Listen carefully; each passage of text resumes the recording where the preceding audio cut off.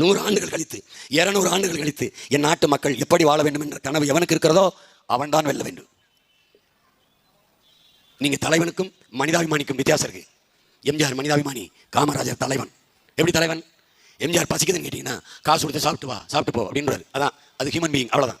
ஒரு லீடர் அதெல்லாம் லீடர். காமராஜர் காசு கேட்டிங்கன்னா அப்படியா சாப்பிடலையா, என்ன இந்த சாப்பிட்டு ஐயா இங்கே இருப்பேன், வா இங்கே தான் இருப்பேன், இங்கே வா அப்படி. திருப்பி வந்தவொடனே உட்காரு, உன் பேர் என்ன? கோவிந்தசாமியா, என்ன படிச்சிருக்க? பிஏ படிச்சிருக்கியா? பட்டம் படிச்சிருக்கேன். எந்த ஊர்? அப்பா என்ன வேலை செய்கிறாங்க?